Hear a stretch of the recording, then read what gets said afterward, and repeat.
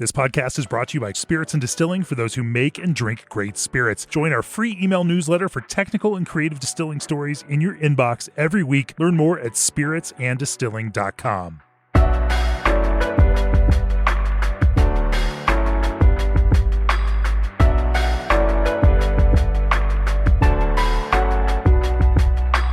Hello and welcome to the Craft Spirits and Distillers podcast, episode 33. I'm your host, Molly Troupe, and today with me is Tyler Glasser, the Plant Operations Administrator at Stranahan. We're going to talk about planning and forecasting and what Tyler has learned in his decade of distillery experience. Before we do so, G&D Chillers understands that each distillery's chilling requirements are unique. On every distillery project, G&D offers the front-end design and engineering your team needs at no cost to you. Sid Dillery from Filibuster Distillery says, "From the design and engineering to installation and startup, G&D was easy to work with. We've had great customer service since commissioning our chiller, and I'd highly recommend them for any distillery system. Reach out for a quote today at gdchillers.com. Tyler, thank you so much for being here. Thanks so much for having me, Molly. I'm excited to just dive right in and have you tell us how you got started in the spirits industry. Okay. Well, I find that a lot of distillers and a lot of people out there in the industry kind of are former art students that maybe were looking for something after college that they didn't quite land where art was. At least that's how I've experienced, like thinking like Riley Henderson was an art student, thinking about I think Ari Klofter was an art student. Like a lot of these guys, maybe I'm wrong with that. But I was in between jobs. I had 2 art degrees and I stumbled into my local distillery in Evanston, Illinois, A Few Spirits. I was captivated by kind of the alchemy. I know a lot of people on the show talk about how magic that is. And I'm a true believer as well that just turning grains into, whiskey and gin. And I think it is magical. It is science meets, process. And I think that's where I thought I could use my 2 art degrees to be creative in a different realm. I was kind of just bartending in the side. I had worked some art jobs in Chicago and they just weren't quite what I thought they would be. And now I was just drawn into like the beauty of the craft spirits there at A Few Spirits. And I was like, I really want to work here.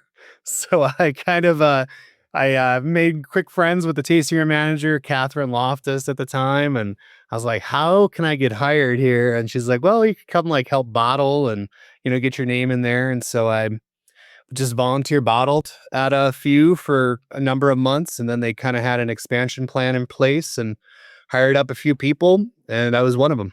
So that's kind of how I got in the start there. How was it working at Few? Honestly, I loved it. It was great. It was, I've been at 3 different distilleries now, and that was the best community and work culture I think I've seen so far. Honestly, everyone on staff, pretty much almost everyone really cared about every aspect of production. And I feel like we were a bunch of nerds, but like it was a really fun group of people. And I really did that for about 5 years. And I loved throwing the grain in and, mashing the whiskey and running the stills and filling barrels and all that stuff that comes along with that. And, I looked back fondly on my time there with Paul and Riley and those guys. When you first started there, what was the size of the team? And by the time you left, what had it grown to? Again, I kind of came on right at the expansion, like right when the Samson Surrey, I believe, was kind of acquiring them. They were getting all that capital expansion, all that CapEx money that kind of let them do a double production, maybe triple production from what they were doing. So I think when I came in, there was probably a staff of like maybe 7 people. I think when I left, there was probably closer to 14. But then COVID hit right after I left. So then I think it went back down and the industry's kind of moving around like that the last, 10 years. It's been crazy. That it has. When you started there, were you a distiller? Is that where you started? And what did you grow to? I was losing my role. It was assistant warehouse bottler or something like that. Like just for like a week. It was really awesome timing. When I interviewed with Stephen Kaplan and Paul, those guys, I really talked about how I wanted to make it. I wanted to be a distiller, but they had already kind of filled the distiller roles. And so I was like, whatever, I just want to work here. So I did the bottling for a single week, and just serendipitously, one of their distillers was leaving to go be a head brewer at like a little brewery. Um, and they asked me if I wanted to move over to distilling, and I was like, hell yeah, I do. So I was a bottler for, I don't remember my title because it was like 1 week. I think I was assistant warehouse worker or something. And then immediately was assistant distiller within a week. And then that's kind of my title for a year or so. And then it was distiller and kind of rolled from there. Gotcha. I'm always really interested, the application of like art to distilling. Did you find ultimately that was a helpful kind of tool in your tool bag for distillation? I think it is when it comes to creating unique products and trying to do one-offs. And there was a period where Paul was letting us do kind of experimental runs, small scale, like, which was pretty generous because we were doing like maybe laying down 10 barrels of something, totally whatever we wanted to, just have to be sound and reason. And I think that's where a lot of us got to use our creative backgrounds to create, mash bills that were interesting using, different types of grain. Mine in particular was a Maplewood smoked single malt, which never saw the light of day. I think it might have been blended into some stuff by now, but for 2015, a Maplewood smoked single malt was pretty forward thinking. Nowadays, Mhm. people be like, "Oh yeah, mesquite smoked single malt or whatever, peated, American peated, all that stuff." But like, I thought it was pretty original laying that down, almost 10 years ago. That I was like, "This would be really cool," and it just never materialized while I was there because they got in a problem where it was hard to. The small volumes were a double-edged sword for Samson and Surrey, where they're like, "Wow, those are really cool ideas, and it's great, but you guys can only bottle like 500 bottles of that. We're gonna sell that out in like a minute," which happened to them, I think, a few times. Where it's like, oh, so it was harder. Like, how do you build press for something where you're gonna, you know, it's not worth the money to build the press to release it. That's all higher end back end stuff, but which I deal with way more Stranahans now with like we could do this cool thing, but is it worth enough effort? And how many, do we need 80, do I do 80 barrels of it or like two? Like, I want to. We're gonna skip around a little bit. I want to dig into that because my little creative soul is like, yeah, why not? And so I want to hear why not. why not? Why not? Which part? Sorry. Well, why my creative soul is like, oh yeah, let's do it. Let's find out. It's okay. I only have 500 bottles. Maybe why shouldn't you do that? Well, once you start thinking about things like the labels, for instance, well, scale of economy, like if you're ordering 500 labels, you're you're going to pay a lot of money for those labels. B, if you're going to pay any kind of like press campaign or any kind of marketing for, you really can't. These are the things that usually sit on shelves that are experimental only. There's very little talk of it because we just make 500 bottles and we have audience of thousands, tens of thousands of people. So it's like, well, that's gone in a number of days sometimes. And I think they would, I don't even know the full back end. I just know that we slowed down on the experimental releases at few because it became kind of hard to plan for, I believe. But, I was gone when this is kind of slowing down. This is COVID hit and the whole world changed. So I don't know. Maybe they still do experimental releases now, but we a lot of us laid down pretty cool things 10 years ago that some of it got released and some of it's just, you know, cool barrels in their inventory. Well, and it's one thing to do experimental clear spirits too, and you can be in and out in 30 days, which is probably a little ambitious, but it's very different than whiskey, which is 10 years, and you may see it, or 5 years you might see it. I will say my creative side, I think it flourished a lot more when I had full control. Like for when I moved from few to mom and pop distillery in Western Michigan, um, Green Door Distilling Company, I was kind of handed the reins to totally redesign their SKU portfolio. And that's where the creativity was just like through the roof. I was like, that's where I'm going to make spirits that are really cool, that are interesting. They're like, let's do some fruit liqueurs. And I was like, well, I'm going to make them interesting. I'm not just doing a blueberry liqueur. I'm going to make it a blueberry lavender liqueur. I'm going to add a little bit of clove and lemon in there to balance. And I'm going to make these like just things that were that were just different and maybe marketable in a sense as well, because they were just not just a sweet blueberry juice, GNS kind of thing. It was something I really was crafting stuff like that. If I was finishing whiskey, I would try to use like local spirit barrels, like cider barrels from in Michigan. Cider was really big in that area. So I was using barrels from big cider companies to finish whiskey in. Just trying to stay really creative. And that's what I really like. I like to make really creative products. So it's, and I think that's my art degree my art history or whatever, my art past has really lended itself to that. hmm And so you got to work on some really cool stuff over in Michigan. What's the product that you were most proud of? I mean, the Amaro was a challenge, and I love Amaros personally. I think a lot of these, I think the big learning curve for a lot of small distilleries and craft distilleries, and you probably have had this as well, where like you kind of make products that you personally want to drink, and then you have to translate that to the masses, which is the biggest hurdle is how do you get, mom and pop or how do you get the people in like Michigan to drink your Amaro? And I thought that was really cool. I was really proud of that blueberry lavender liqueur I released. Ended up getting double gold in San Francisco. And I was so jaded, and I was like, oh, I hate these awards. Like, these are all just pay to play. These are crap. But then when I got a double gold right away, and it was something I fully made from scratch to that, I was like, okay, like I was happy for a minute, I was like, Maybe okay, it's it's not cool. crap.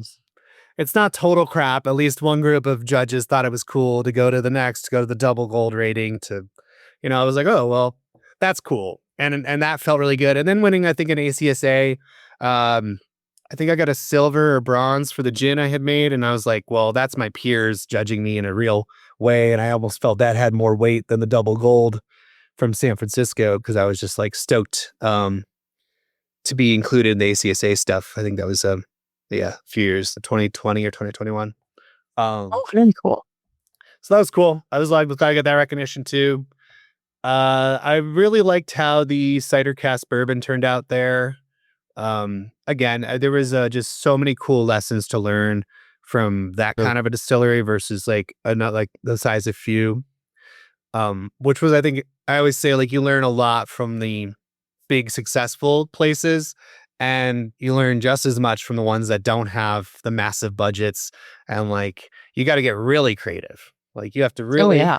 there's not a team of advertising people. It's just me, like, thinking about how we can like market something, or doing all the planning, all the resource planning, all of the rollout. So I thought that was really, that was the big cool part about leaping to those two, was really learning different levels of stuff, from different sizes of distilleries, different, everything different. Yeah. And from there, you ended up at, well, yeah, you went from there to Stranahan's, correct? Yep. Yeah. That was fully, we had our first child, my wife and I. We knew we kind of wanted to get back to near family. All of her family lives in the Denver area. And super awesome timing on there being a position for me at Stranahan's. I was talking with Owen Martin at the time. I was willing to just be a shift distiller, to have a job and have benefits right away. And serendipitously, their operations production administrator was leaving because he wanted to move across the country to be close to family, because they were having a kid, or I think he wanted to like kind of plant near his family. So we just kind of swapped like that. I came in, and I was like, oh, awesome. I've got this, very great 9-to-5 role. I'm still in the spirits world. I'm still very much like got my hands in a lot of the production. But I'm not necessarily throwing bags of grain in anymore. I'm not sweating it over a mash tun or this and that, which I do miss some days. So I don't know if anyone that gets away from that hands-on, the sweat equity and all that, but some days I miss just throwing a bunch of grain in a mash tun and jamming some like, emo or something in the background. Like, that's so simple. Now I'm doing like, major multi-million-dollar like inventory things and planning and procurement and like all these levels of like just way more stressful things. And it's like, man, sometimes I just want to throw grain in there and run a still and fill a whiskey barrel. Oh, yeah. It's like those things are so simple and repetitive, but they're fun, and they also like allow you. I think it allows the day to pass a lot quicker than staring at numbers. Oh, totally. Well, I agree and disagree. I feel like my days can fly when I'm doing reports on spreadsheets and all that fun stuff. But yeah, the weeks would go by when it was just, a bourbon factory, which was part of the reason why I was inclined to kind of leave Few at some point. At some point, it was, we were very focused on bourbon and rye, and that it kind of just became a widget factory. And I think I wanted to, grow, express myself more creatively, and I was given that outlet in Michigan, and even at Proximo, I definitely procure a ton of specialty barrels and kind of shape the future of a lot of Stranahan's of specialty cask finishes. I do a lot of the I try to I really like to foster collaboration wherever distillery I'm at. So I really try to reach out and, I swapped the local cider company a bunch of barrels. I swapped like breweries, other distilleries, just trying to keep that community too wherever I go. I've always tried to get bakeries to use my whiskey, get bread places to use the spent grain, get any facet, get chocolatiers to use stuff. I've always thought it'd be cool to barrel age cocoa nibs and then make a chocolate whiskey would be cool. I never materialized, but someone listening has probably done that. But It sounds wonderful. I really like to bring that to every place I go, community engagement, through collaboration. So that's I'm just getting off a tangent, Molly. I'm so sorry. I love it. I love to talk, and then I'm just going. You're doing great. And I want to kind of dive more into your role, because I don't think a lot of people understand what your job title is and what that actually means that you do on a day-to-day basis or long term as well. Yeah. My role is really, jack of all trades, I guess. Master of some. I don't want to say master of none, but uh I do day to day. I'm doing so many different things, but I'll try to paraphrase. A lot of it is setting up vendors for raw materials, for stuff like that, invoicing, running our single barrel program, whether that be communication between customer service, customers, getting samples out, picking samples sometimes. Uh, I also do a lot of the planning for the bottling line. I'm involved with helping out with all the making sure we have all the glass we need, all the raw materials, looking at liquid inventory levels. I'm kind of the on-site SAP master. If anyone kind of listening knows what that is, it's just a good online database kind of thing. A lot of major companies use something similar to that or use SAP. It's a German-based company. It's just online. Just a huge way for the huge companies to keep track of everything from forecasting to inventory to sales, projections, depletions, logistics, everything kind of back end built in there. So I'm the on-site. I'm literally the only one at Stranahan's on-site that's truly I use it every single day. I'm entering all of our production into that. I'm depleting barrels on it. I'm doing everything. So everyone down in Mexico and Cuervo and in Jersey and all of our satellite locations can keep track of our inventory levels in a sense, or our planning, or what we produced, what we didn't produce. So that's a lot of that. I'm also helping our head blender Justin with some experimentals here and there until I can kind of keep fun. So I've got just a tons of little flasks on my desks of specialty barrels that I tinker around and make little blends. A few of them are going to be released pretty soon. I did a couple last year. Did a few blends in between Owen Martin and our Justin Aiden, our newer head blender, because I had the most experience with blending that was on staff. So I kind of did a lot of the final products for a year there. So I help out with that.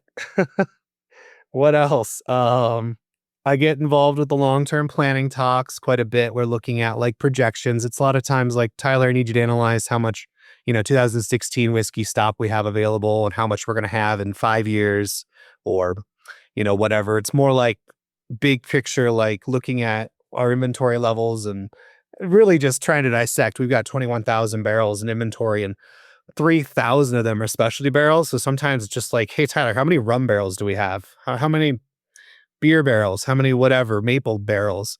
And sometimes I'm just that guy that can quickly look it up or just know exactly where it all is. So I'm kind of the master of all the data. It's cool. I really like being involved on that level. Every time I move jobs, I'm learning just a whole new facet of things. And this is kind of like, it's pretty much distillery management, but at like a higher level, because I'm doing Stranahan's Tin Cup. I'm helping out with Black Dirt Distilling and Great Jones. I do some stuff for Pendleton. So I'm involved in a lot of distilleries across Proximo. On a daily basis, I'm usually doing Stranahan's and Tin Cup. But throughout the year, I definitely pick up different projects. I went out to California. We closed down the Hangar One distillery a year ago. So I was out in San Francisco 3 or 4 times, kind of help facilitating the decommissioning a distillery site, which is a cool thing to learn. It's a sad thing when you shut down a distillery, but it's also like cool to know that. Like a lot of people kind of scramble when they have to do that. And it was nice to learn that kind of experience of how you decommission a whole remote site like that. Oh, wow. Yeah. Well, how do you decommission? Truck by truck. I had to go in and inventory everything and line up lots of logistics. And I've hired some temp labor on the ground to help me just get everything palletized that could. We had to list all the stills that were there, all the framework. They were going to sell it off piecemeal. And so it was a lot of just how you think if you acquire an estate. You're kind of like, I got to sell this. I could sell that. I can take that. I can take that. I can move that. I can, put that to that company. Maybe we'll send those brandy barrels to, this distillery. We'll send that to that distillery. So it's just a lot of, it's an interesting way to clean up in a sense. Absolutely. All right. With this, I kind of didn't even remember that Hangar One wasn't around anymore. Still a brand. We own the brand. We just stopped producing. Gotcha. So we produce at like a major, kind of like an MGP place, Franklin, I think is how it's pronounced, out in California. So we still do produce the Hangar One. It's just contract bottled for us. I see. Yes, that makes sense. Okay, so this is your first role really diving into all this kind of minutia. How did your previous roles as a distiller help to prepare you for that? Oh, I think, getting my position at Proximo was kind of based on the fact that I could do it all up until that point. I knew how to talk in proof gallons. I knew how to kind of keep track of, material planning. And because I was doing all that, and the supply chain was really important, at that time when I was transitioning. And so I think I was able to kind of at least sell myself and then kind of learn the role a little bit. I mean, it was very similar to what I've done, just on a much more, grand scale. Instead of keeping track of a couple hundred barrels, it was, thousands, and my budgets were just way higher. And it was like, oh, we're going to buy 1 million pounds of barley this year so I was like, okay, that's cool. So I think all in all, it was just, I brought in my creativity to where I could. I tried to bring in my organization skills or lack thereof and really boost those. This kind of role was just, it's so much if you don't keep track of things. That's I get about 100 emails a day, and I've got to respond to maybe like 60 of them. 40 of them are nonsense, but like 60 of them might be real things I got to follow. And I'll get on a tangent where I'm doing something, and then one of my bosses will walk by and ask me for a totally different report, and then I'll forget the first thing. So now I'm working on that. But yeah, I think it's just I knew the big picture right away, because I know I've seen multiple distilleries at this point. I've worked with that. I've worked closely with owners for distilleries or managers or this and that. And so I think it was kind of easy to do those parts, to kind of to jump in. I knew the jargon. I mean, I think the guy before me was more of a administrator, and I kind of knew more of the production. So it was just a different path for me to learn kind of the admin stuff more, to learn Excel more, and to like learn how to organize things better. But I could talk all day about fermentation and this and that, but that wasn't necessarily something I needed to do. I do have a question, because I have found that there's a lot of distillers who are kind of guilty of having a terrible paperwork trail. Where you like have a piece of paper here that has something, and then a piece of paper opposite end of the plant that was some other crucial information. Yeah. And I'm curious if that was your style prior, and then obviously much more organized now because you have to be. And so, like, what's your management style now? Like, where do you keep your notes? Is it one binder, one notebook?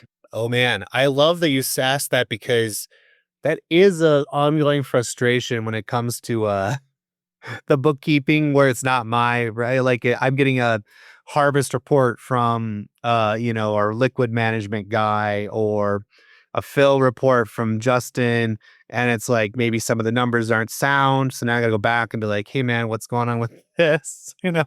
So like, and then when someone's out of town, it's like I'm asking the distillers to give me some of those reports, and it's just chicken scratch notes. Here you go. And I'm like, oh crap. Like, how am I going to do this?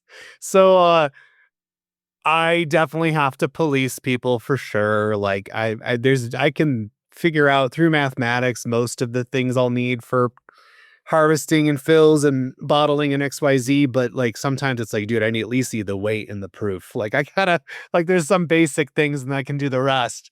But, I find, definitely a lot of people under me don't know how to even use Excel very well. And that can lead to issues if they are suddenly asked to like give me pretty, reports that are TTB solid that like if we get audited, hopefully this is going to be enough data. If not, I have to go in and kind of make the data happen based on, history or whatever. But, personally, I think I'm much better at keeping organized, but I also just have to. That's part of my role is to really police people under like the real production guys. To be like, guys, I need like actual, not chicken scratch, like handwritten notes. Like type it out for me at least. You lived it, you breathed it, you understand, but we all need to do better. Yeah, so that is something I deal with. Yeah. Other than terrible notes, are there any kind of other surprising challenges with this role? When I say I'm a jack of all trades, it opens me up to being asked to do a lot of things that may not even be in my job description that can get cumbersome. When we're having a headcount issue right now, and it can be a role that people can try to put a lot onto because they're like, well, you're kind of, you do it all, Tyler, so do it all. And so sometimes that's a big problem. And I see a therapist, they're like, don't take on everyone's problems, Tyler. You can't carry everyone. And so I'm trying to be better at pushing back on that because and I think that's important for a lot of people in the craft spirits around everywhere too. Like, know that if like you're being crazy overworked with things that aren't even part of your job, like that can have a mental toll, that can have a physical toll. It can start to make my actual duties slip, which is also kind of a, not a good sign, not a good sight, where I think it's important to stand up for yourself if you ever get to a situation where you're kind of being asked to do things way outside of your realm. Truth be told, I'm not really supposed to be doing as much resource planning as I'm getting asked to do all the time lately. And that's a lot of accountability where it's like, okay, that's a lot of stress and accountability. And I'm like, okay, well, we have a whole team that's supposed to do that. So Where's the team? But yeah.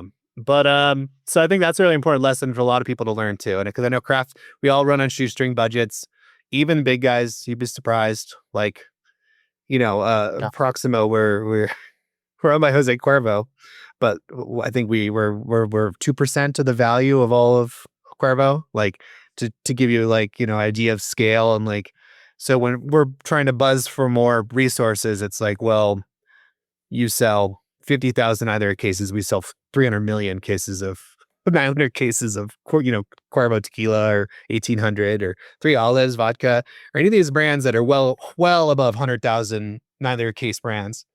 So it is tough in that position where we feel like craft when it comes to getting, more resources or upgrades to our facility, CapEx, OpEx increases. So stuff like that. Do you have any advice when it comes to like standing up for yourself in that? Because you're right, like there's so many different craft producers that fall they have their like passion used against them. They want to do more. They do a ton more, and maybe it's ultimately not valued. Do you have advice for like standing up for yourself in those situations? Well, I would say, I mean, mental health. If you're lucky to have health insurance under your job or whatever, seeing a therapist and talking through it with a professional is a good way to just focus yourself or just a loved one or whatever, because it can get, you don't want to do anything drastic and run in and get fired over, something of a passion. But I think seeing a therapist and talking through it and recognizing that if you're being, taken advantage of on some level is important just for yourself. So if you have to kind of focus and think about yourself first and then really start to question, like, okay, like, is this, should I be doing these things and adding this extra stress on? And then it's like, you either talk to, if you have an HR person, maybe you go talk to them. And maybe if you're comfortable enough talking to your manager, supervisor, you do, your investors, whoever's going to say, whoever's adding things, maybe you're getting asked to do all the marketing and you don't know shit about marketing. Maybe you're asked to do like all the, and again, there's no reason you should have accountability placed on you if it's truly not what you're kind of at the end of the day being paid for or your role. So, I mean, I want to give more advice, but it's incredibly hard to stand up, and especially like, to bite the hand that feeds sometimes. But I think just hopefully you have a manager that can see, can be open-minded, because it's tough like that. And this is essentially why some places unionize. They feel that pressure that they can't stand up for themselves, and that ends up happening. So I think that's, it's a really hard place to be, but you got to kind of say you've had enough, or, start to take PTO if you have it, start to, just take a breath if you're getting slammed with things that are just piling on that aren't really your job. It does come with the territory, especially the craft spirits. Like, usually the head distiller is also the bottling line manager, or he bottles it all, or she, or whatever, or it comes with territory. But, set boundaries if you can, or set them early if you can. I was at Green Door and I was working a lot of hours and they wanted me to do tours on the weekends. And I was like, I'm not doing that. Like, you hire someone to do that. Like, cause I was like, I'm already working like 50 hours Monday through Friday. I'm not coming in on a Saturday night and blowing my entire week.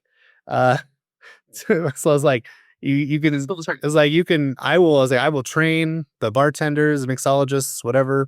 I'll train them. I'll give them, I did. I wrote a script and like, here you go. And I trained them, but I was like, I'm not sacrificing my nights and weekends and weekdays. Like, I was like, nah, but so I think you definitely get more flexibility the higher up you get in some place. Obviously, with more responsibility, you have more power, you have more sway, you have more, maybe more confidence as well, depending on your title or your, hierarchy in the system. But, yeah, stand up for yourself if you're getting pushed around, guys. Do it. You won't regret it. I hope not, at least. Don't get fired because as Tyler said that. Yeah. I don't want to hear about anyone getting fired. So other than the secret of standing up for yourself, I would love to dive into the secrets of forecasting and strategy behind that, because it's such a complicated topic, especially with brown spirits, that so many distilleries, I mean, you're always going to learn more. And this is one of those topics where I think that there's not a lot of necessarily information that's specific for our industry out there. Yeah. I want to say there's some magic we've unlocked at Proximo, but like anyone out there, this industry is reactionary before anything. And as well as we think we can plan towards projected sales, projected, growth, it's as soon as there's a fault in the industry, as soon as people are no longer drinking, everyone hits the panic button and they cut production. And as soon as 2021 happens or 22, they quadruple production. And it's, I want to talk to the spirits brands that have been doing this stuff for hundreds of years, like Brown-Forman and maybe Heaven Hill and places like that, because it's so hard not to be reactionary. I want to, but then I mean, like we want to like be so proactive, but then as soon as we do, it's like there's always ups and downs in the industry. And again, all we can do is kind of base off of sales and then base off of what growth potential is, like anyone else. And I I wish there was better. But then when you see the news and, tariffs hit or MGP and Green River lay off people or whatever, that cascades down. Everyone gets scared. And, headcount starts to go down again. Production starts to slow down. So no matter what, we're just so based off of reaction that I don't have a magic. I wish I did. I have a young advice I would say is always hold some aging inventory back. Like you may not know if you'll be around in 20 years, but Stranahan's is 20, going on 21 years and our oldest whiskey is 14 years. So like, it'd be really freaking cool if we had a 22-year-old whiskey or durable 21 or 20-year-old. But I think it's so hard when you hit those boom periods to just sell those bottles, like bottle it and sell it out the door, like cause that's where the cash flow is. Like you want that, but I would always just say, try to save like 10% of aging inventory, no matter what, or 5%, a couple barrels, whatever it takes. Cause, hopefully your brand or whatever is successful in 10, 20 years, and you can like celebrate those milestones with like really huge releases.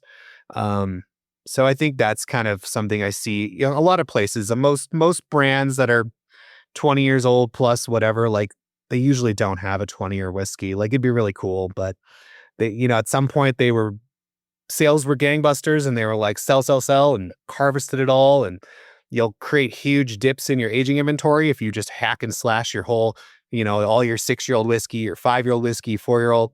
So staggering it out is incredibly important.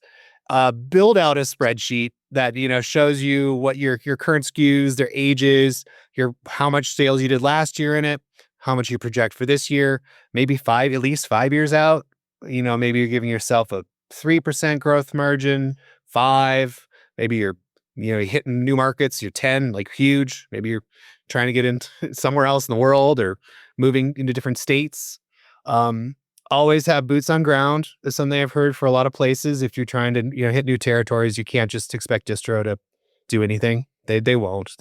You'll pay them a lot of money, but they're at the end of the day, they've got hundreds of SKUs. They don't give a shit about your craft product unless you're incentivizing them out the wazoo. But you're not going to compete with major brands when it comes to distro actually pushing your product.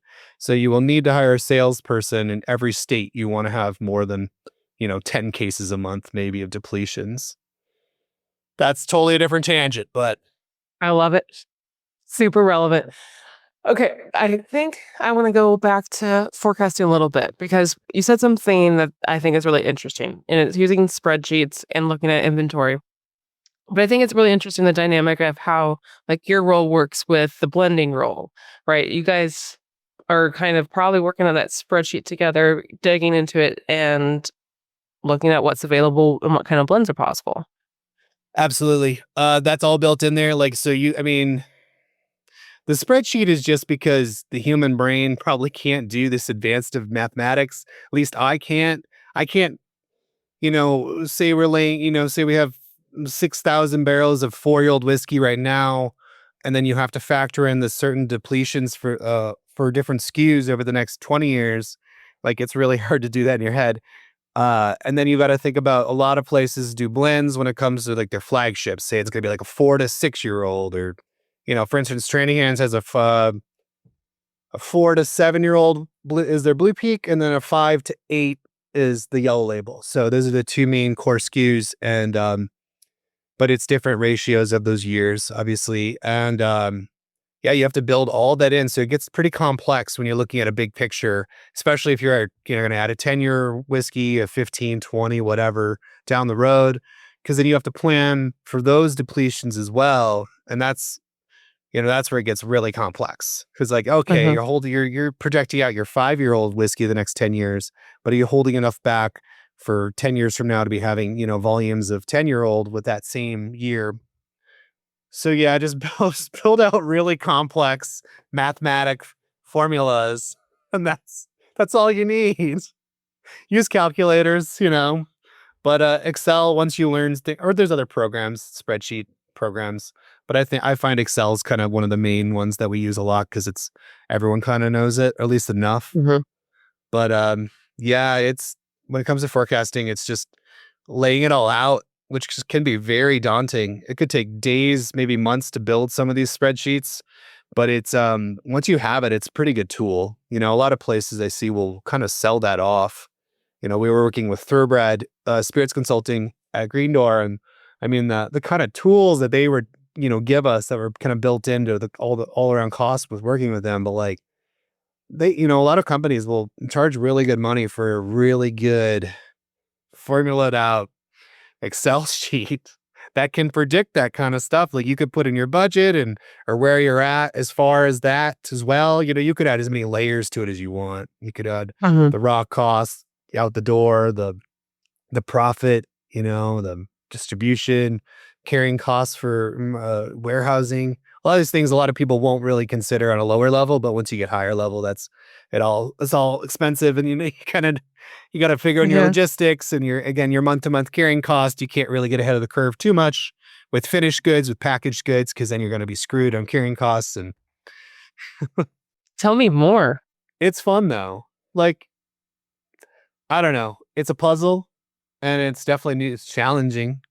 So it's definitely a break from the monotony of making whiskey or gin or vodka or whatever. Like that stuff's really fun too. It's fun to, it's fun to play in the dirt as a child, but it's also really fun to do like the science set or, like something a little more advanced it's cool.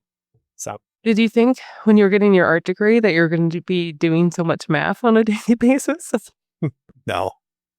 I don't know if a clever answer. I just know. I kind of sucked at math and chemistry and some of those things that I actually went back. When I was at FEW, I was doing more online courses and like did college chemistry again and passed, as opposed I failed it in college. But I was an art student. I didn't really need it. I was like, whatever. That's so organic chemistry and all that stuff. That stuff's really cool now to me. When you can apply it to your real life, like you don't give a shit about thermodynamics or physics when you're in high school or college, unless you're like being a chemical engineer or mechanical engineer. But like when you're a distiller and you're so fascinated by that alchemy, you really dive into the thermodynamic processes. You're like, oh yeah, like what's happening in this still right now? What's a deflegnator? What's reflux? What's that all about? Exactly. What are these long chain fatty acids? What are they doing? But what is happening? It's the great mystery. So I think I didn't use my art degrees, and maybe I got more of my science background happening out of nowhere. When I was a kid, I wanted to either do art school or be like a biologist or something for a while there. And I got into college for microbiology, and then I kind of had a hard time. I was partying. I wasn't doing the math was getting me. So I leaned back into art and had a good time there. But I think it comes full circle. Like all of a sudden it's like, I got to use that left brain stuff again. The balance of being creative, but also knowing what you're doing and the engineering and all that stuff's way more important on a craft level, where it's like, the stuff stops with you and you've got to go fix the mechanical failure or assess if you can fix it. If not, you pay a vendor to come in and do it. But, yeah, art, science. Oh yeah. There's an obvious, like, of course. But when it comes to forecasting, have you ever seen it go really, really right or also really, really wrong that you can speak about legally? I'll say I've definitely lived through some hard planning with finished good depletions over the last year or so, where it's been like, okay, what happened?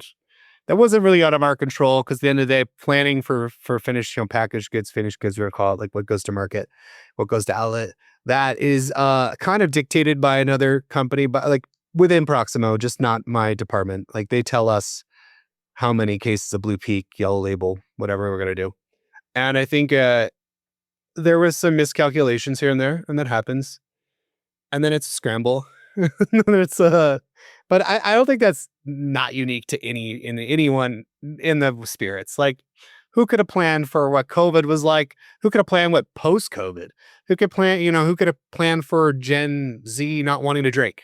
Like, so it's funny. I think everyone's going to try to work within their margins. And I think that's important too. Like don't blast all of your CapEx if it's tied to your OpEx. Like don't increase all of your stills, do all this, and then you're going to fire half your distillers next week because, oh shit, you don't have money anymore. You spent it all on the new tasting room, the new stills, the new condensers, whatever, fermenters.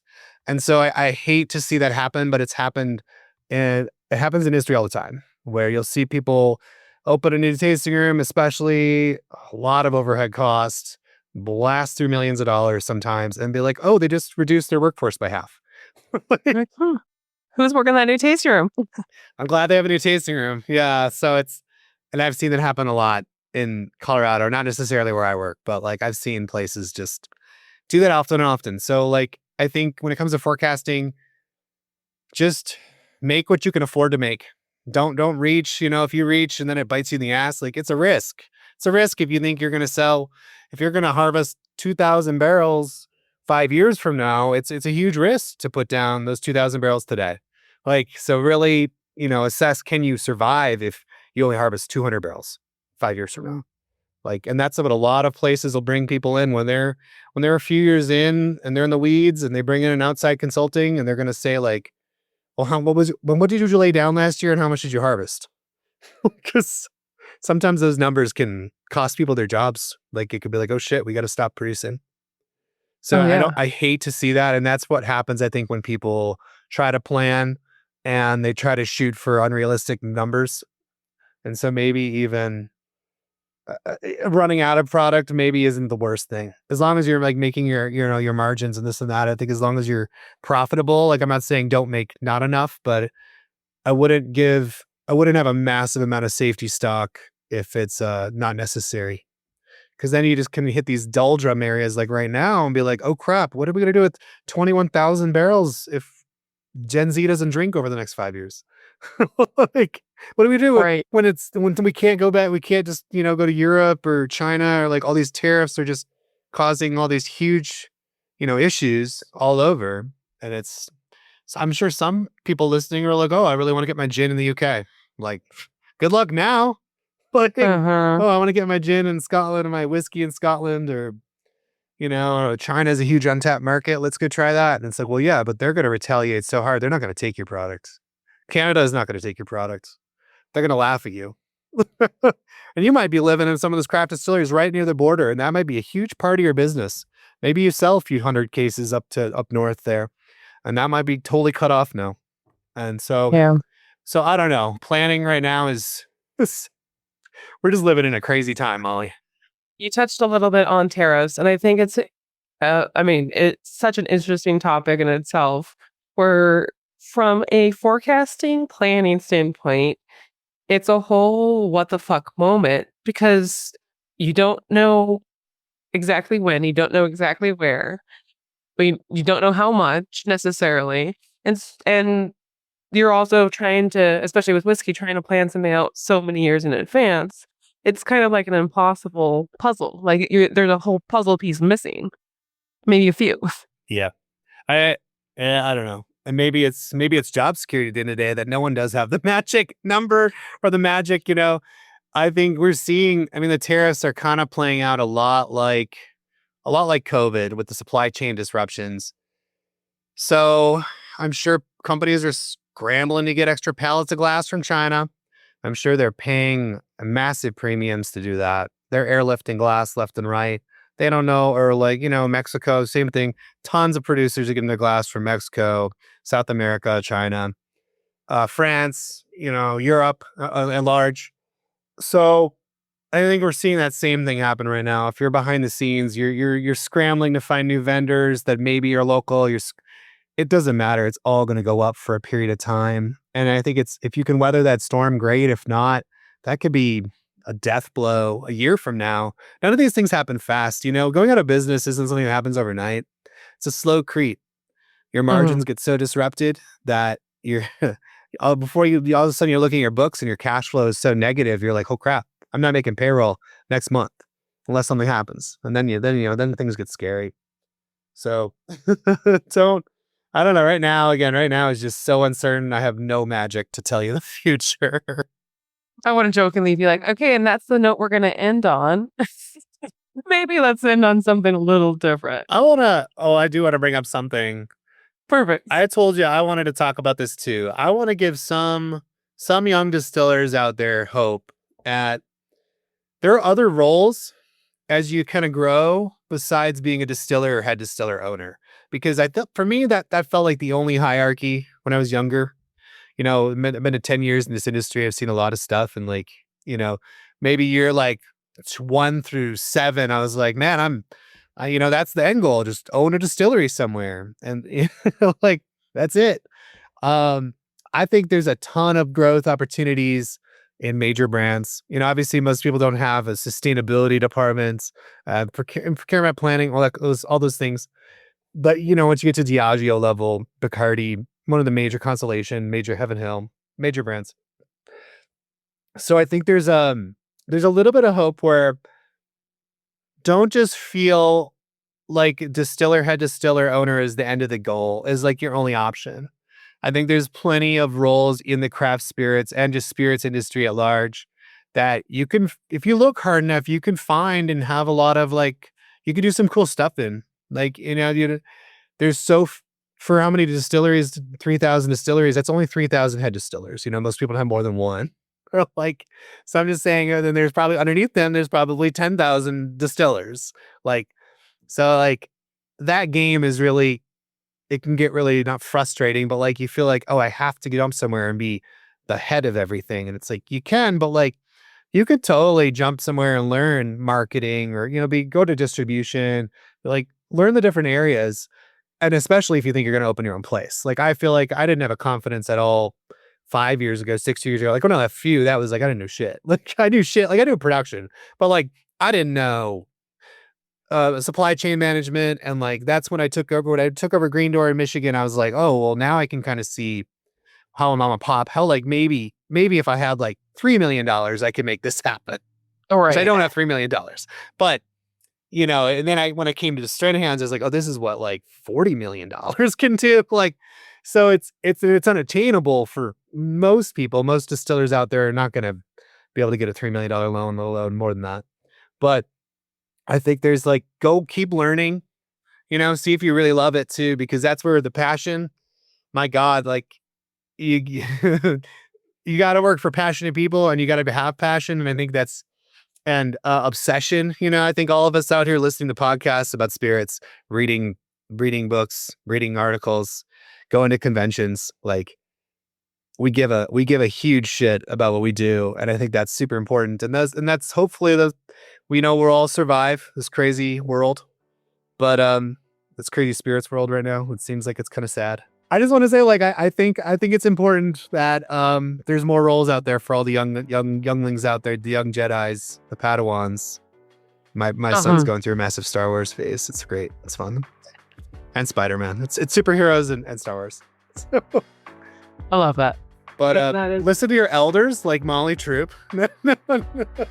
I will tell you, you're exactly right. There are other roles. There's other worlds out there. Like, don't feel like you have to limit it to production only. And think about, using your degree that might not be in chemistry or anything applicable to distillation, and use that to expand what you can do as well. Use your experience if you don't have a degree, or if you do, and just, you know, figure out a way to apply it. There's a lot of ways to do that. Go team. Go team.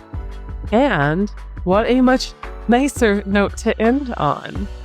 For more than 30 years, G&D Chillers has had the proven solution for distilleries. Visit them today at gdchillers.com. If you've enjoyed this podcast, go to spiritsanddistilling.com and sign up for our free newsletter featuring news stories every week from some of the best writers and distillers in the distilling world. Tyler, if people want to get to learn more about you or where you work, where can they find more information? You know, all the socials. You can definitely find me out there. Socials. You know, you can look at me on LinkedIn, Tyler Glasser, and T Glasser on Instagram. I'm huge into cooking, so you'll see me just posting a lot of food I'm making. Yeah, if you want to reach out, my name, Tyler.Glasser at Stranahans.com. That'll work too. Or Tyler.Glasser at gmail.com. So, super easy. Perfect. and just what we need right now. Good food inspiration and good whiskey inspiration. Yeah. We'll be back in 2 weeks with another in-depth distilling conversation for you. Thanks for joining. Cheers.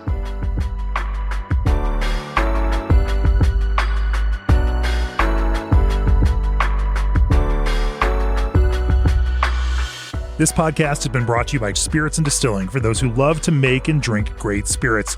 Join our free newsletter today at spiritsanddistilling.com for pragmatic, technical, and creative distilling stories in your inbox every week.